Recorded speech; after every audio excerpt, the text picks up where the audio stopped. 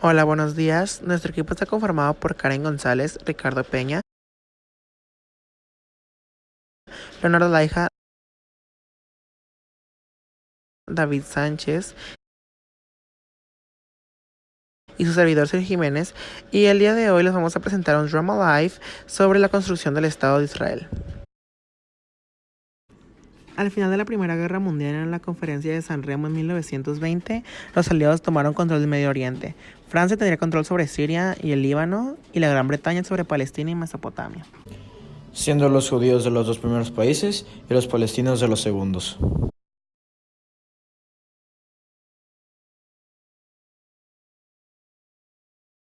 En diciembre de 1947, la ONU acordó la partición de Palestina en dos estados independientes, uno árabe y otro judío. El plan fue acordado por judíos y rechazado por los palestinos, sin embargo se llevó a cabo de todas maneras. Se tuvieron que expulsar comunidades árabes de sus propias tierras, lo cual creó uno de los más grandes conflictos en la política mundial del siglo XX. Al siguiente año, el 14 de mayo de 1948, Gran Bretaña abandonó Palestina, dejando en manos judías el territorio establecido y se le fue nombrado como el Estado de Israel.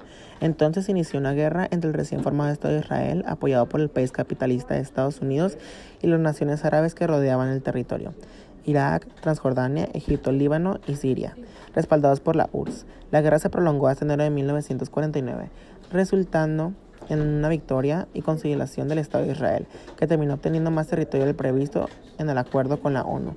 A este conflicto se le denominó como Guerra de Independencia de Israel. Esto provocó el repudio de las naciones derrotadas hacia Israel, como también la decepción de la población hacia sus líderes tras no haber podido derrotar a un enemigo que parecía tan vulnerable.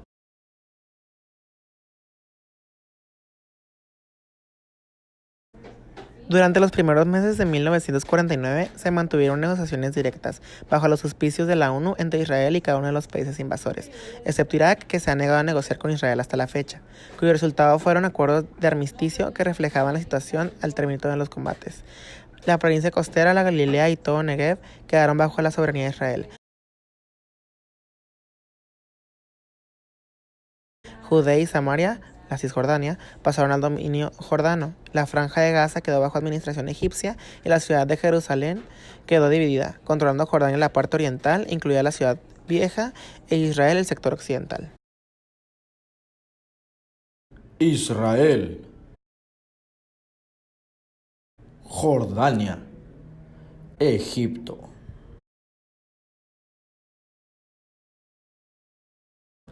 Terminada la guerra, Israel se centró en la construcción del Estado por el que se había luchado tanto y tan duramente.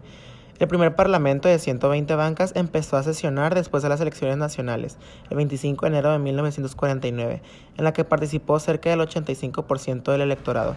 Dos personas que guiaron a Israel hacia la independencia pasaron a ser líderes del país. David Ben-Gurion, presidente de la Agencia Judía, fue elegido primer ministro, y Chaim Weizmann, presidente de la Organización Sionista Mundial, fue designado primer presidente del país.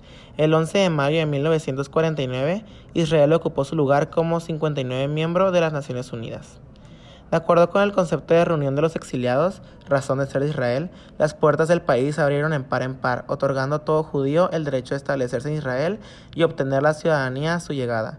En los primeros 4 meses de independencia, alrededor de 50.000 inmigrantes, en su mayoría sobrevivientes del Holocausto, arribaron a Israel. Hacia finales de 1951 habían llegado 687 hombres, mujeres y niños, más de 300 de ellos refugiados de los países árabes, duplicando así la población judía. La asistencia otorgada por el gobierno de los Estados Unidos, préstamos de bancos norteamericanos, contribuciones de los judíos de la diáspora y las reparaciones pagadas por Alemania se emplearon en la construcción de viviendas, la mecanización de la agricultura, la creación de una marina mercante y una línea aérea, la explotación de minerales, el desarrollo de la industria y la ampliación de las redes de caminos, telecomunicaciones y electricidad. Hacia fines de la primera década de la existencia del Estado, la producción industrial se había duplicado, al igual que el número de personas empleadas, y las exportaciones industriales se habían cuadriplicado. El sistema de educación que había sido desarrollado por la comunidad judía en el periodo preestatal e incluía ahora el sector árabe fue ampliado gratamente.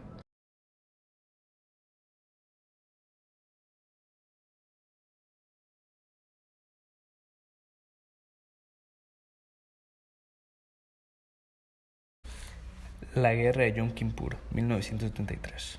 3 años de relativa calma en las fronteras concluyeron súbitamente.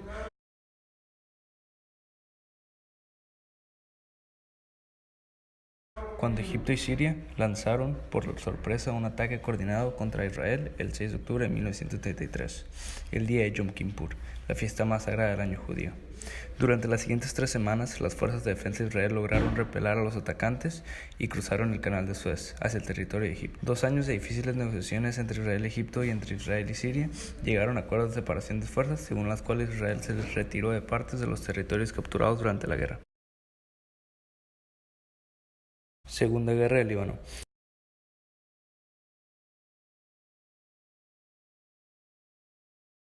En mayo del 2000, Israel retiró todas sus fuerzas desde la zona de seguridad en el sur del Líbano. Sin embargo, no cumplió con las resoluciones del Consejo de Seguridad, que exigen el desmantelamiento de Hezbollah y el despliegue de los ejércitos libaneses en el sur del Líbano. Como resultado de este fracaso, la violencia estalló en julio del 2006, tras el secuestro de 2 soldados israelitas y bombardeo en las ciudades del Líbano.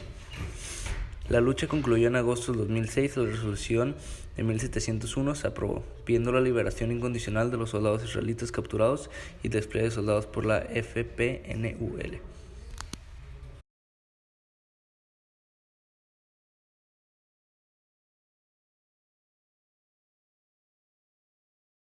Operación de Gaza, 2008. Después de la retirada de Israel de la Franja de la Gaza y 4 en los asentamientos del norte de Cisjordania en 2005 y la elección de Hamas en 2007, el terrorismo contra Israel aumentó. Miles de cohetes han sido disparados contra el sur de Israel desde la Franja de Gaza, resultando en daños a la propiedad y lesiones fiscales y psicológicas a la población que vive en el sur. Esto creó una situación en la que Israel se vio obligado a emprender una acción militar en la forma de Operación Plomo Fundido.